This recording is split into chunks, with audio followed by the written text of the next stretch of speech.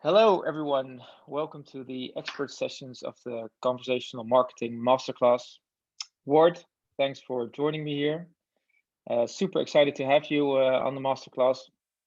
And I've done a lot of research on you. I've been contacting and chasing you also for a while. But you are one, you are one of the first certified growth hackers in Europe. And you're also a coach and a consultant for several clients, for a lot of clients, what I read on your website. And you're also a author. You recently have written a book, Growing Happy Clients. Yeah, so you've done a lot. Can you share a bit more about yourself? Yeah, so I have been working as a growth hacker now for 6 years. So indeed, as one of the first here in Europe, and yeah, been I've been lucky to have worked with a lot of different clients all over the world in every different industry of all different sizes, and I just love working with new scenarios every time. Um, yeah, and nowadays I do a lot of coaching for businesses so that I can have a check in with them every once in a while to make sure that they have the shortest route to success. And the same goes for coaching individual growth hackers, so junior growth hackers or head of growth who just need somebody to talk to about their growth struggles in their company. And that's what I'm doing nowadays. Yeah, cool. So a lot of growth hacking. How did you get into the to the field of growth hacking? Yeah, so a lot of people come into growth hacking where they either start from a marketing perspective and then see, okay, I should do more data and tag, and then it turns out to become a growth hacker, or maybe they come from more of a product development route and then they decide to start doing more marketing and data driven optimization. I came from an entrepreneur background, so I started a business of my own, and I'm analytical by nature. So I had my business, I would do sales, and I just saw that if I contact 50 potential clients, and in the end I have 2 new clients, there are steps in between there, milestones. So basically I would create my own funnel without knowing that thing even existed. And then I would also learn myself through Google and YouTube how to do ads, how to build a website, how to do analytics. So a lot of those things. And yeah, at some point I was just more focused on growing the business, and I would end up on a platform called growthhackers.com all of the time. And I just thought, like, wow, that really sounds like the thing I do as an entrepreneur. And I really like growing the business, but I didn't really like the day-to-day operation side of the business. So going more in depth on growth hacking was the perfect start for me. I decided to start doing more freelance jobs. I came in contact with Growth Tribe Academy for their very first course.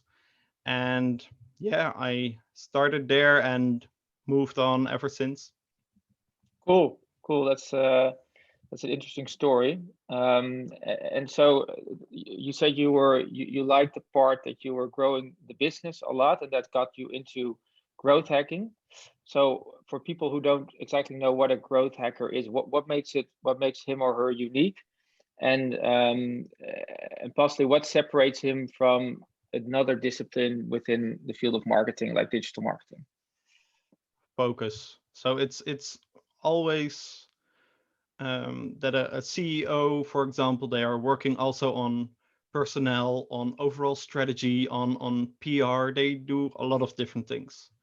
Marketers, on the other hand, are so often working on the day to day, all the ongoing tactics, making sure that the next newsletter goes out, making sure that the website is up to date. But uh, up till the upcoming of growth hacking, those two people, often the CEO and the marketers, they were responsible for growth, getting more customers. And that's so hard that it was a side job for both of them. So what makes Growth Hacker so unique is focus, because for the first time ever, we are giving one person or one team the sole responsibility of only having to worry about growth, not the day-to-day, not the um, not all the long-term strategy, but okay, long-term growth, of course, but just saying to someone, you have to do nothing else except thinking about how we can grow faster. And I think that that has a very big impact. And because we are finally giving such an important part of the business um, the time and the resources that it deserves, you see that for that reason now a lot of new um, models are coming up, and a lot of new ways of working purely focused on growth are now developing, because a lot more people around the world are putting their time and effort into it. While before this, it was just a side job. So having that focus is boosting growth so much for so many businesses. So I think that's why growth hackers are so effective and unique. Yeah. Exactly. So if I can summarize, the other disciplines are more focused on the day-to-day or on the work that they have to, like different aspects of a job, and the growth hacker or growth marketer is solely focused on growth and gets rid of all the other distractions. Yeah, indeed. And so this is, of course, the conversational marketing masterclass. So the question that I would like to ask you is, do you, as a growth marketer, use chatbots? And if so, why? And I, I think I already know the answer if I just listened well to your previous answer about that it probably has to do something with growth, but go ahead. Yeah, so I try to always add a chatbot to a website if possible, if somebody in the team is willing to take that job. Um, so I would see two scenarios where I would use them. So one would be in a more conventional industry, and just having that different way of communicating with clients instead of using super long forms and doing and or making it so not accessible for people to get to your product. So then a chatbot is great. It just changes the dynamics a lot.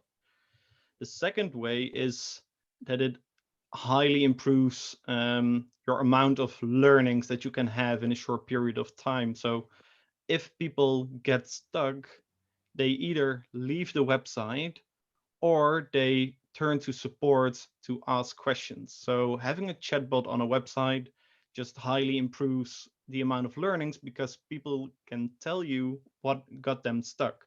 And if you learn faster, you grow faster, because you have a much more direct connection to the customer. And so you hear them ask, what is the shipping cost? And then you realize, oh, I was losing a lot of customers because I didn't even mention the shipping cost. So that is just that much easier to learn new things and to improve the product, and therefore grow faster.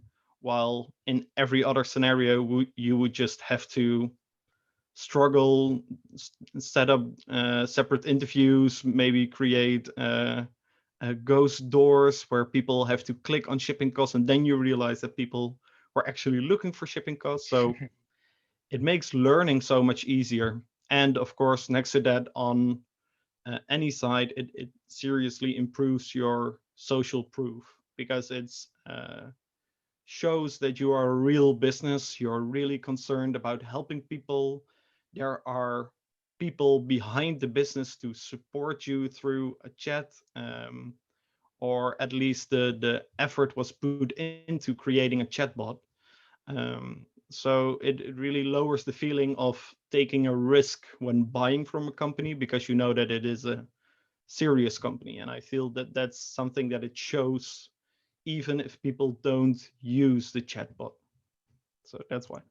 Yeah, exactly. So so I can get into that. The feedback aspect of a chatbot is something that people underestimate probably when they are building it, but it gives you a lot of insights as well. So at We Connect, we're also working on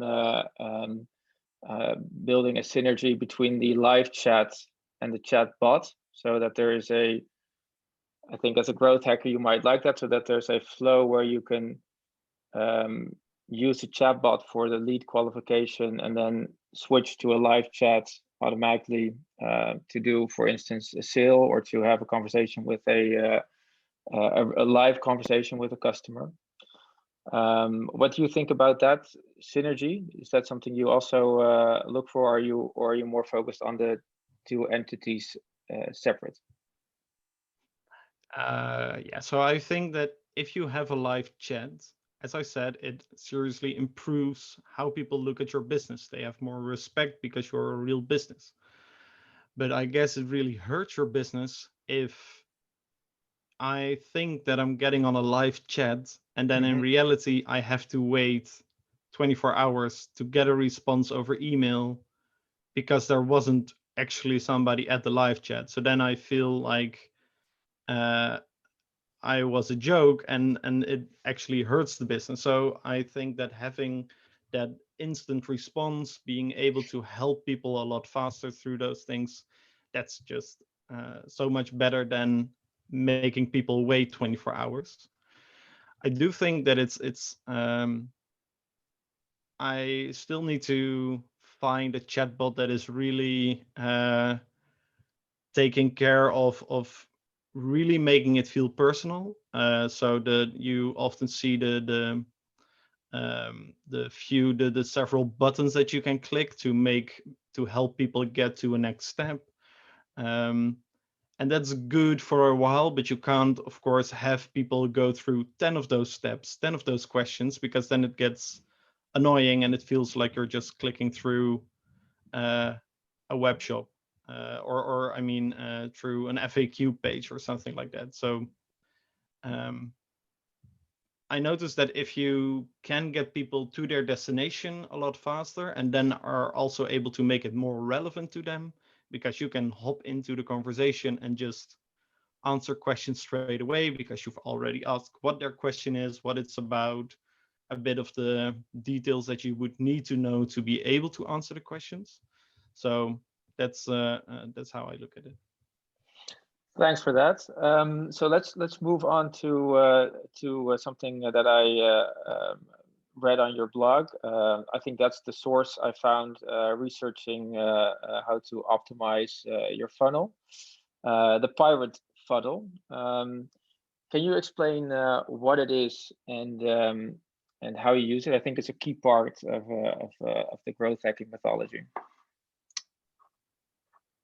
Yeah, so it's where you start when you want to grow a business. It's what I just said, like growth hackers are so effective because they have focus. And you need to know where to put all your energy and effort and what to focus on to be able to make a big impact.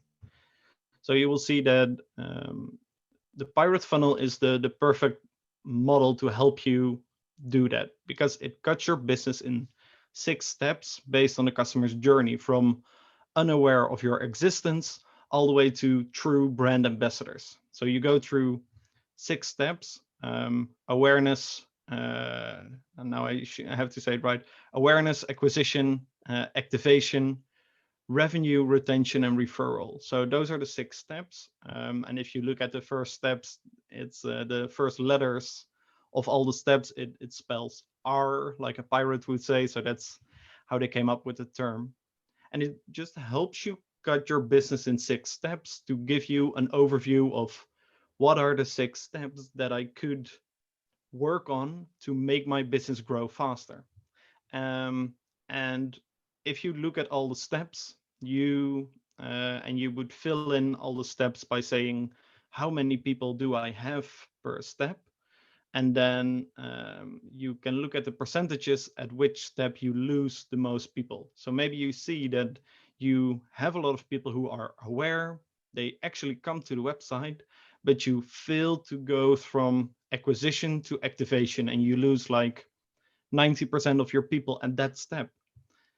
That gives you the insight that that is your biggest bottleneck at this moment, meaning the biggest problem, slower for your growth. Um, if you can fix that, you have a much bigger impact than if you would focus your effort on getting even more people to come to the website. Because if you improve the website, you already get more value from the traffic that you were already getting. While if you would focus on getting more people in, you just know that you're throwing people at a brick wall and they just don't convert that well as they could.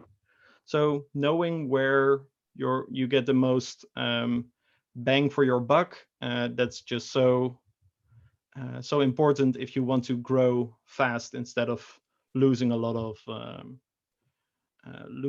your resources on working on the wrong steps. So that's what I use a pirate funnel for. Yeah, that's very interesting.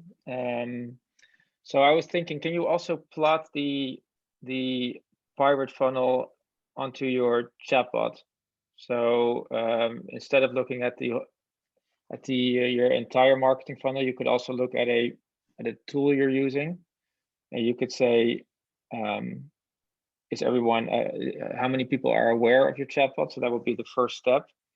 Till how many people are fulfilling the goal you have with your chatbot. And probably you might not have the full R funnels, but you would have the awareness, acquisition, activation of the chatbot. So you could go through the steps.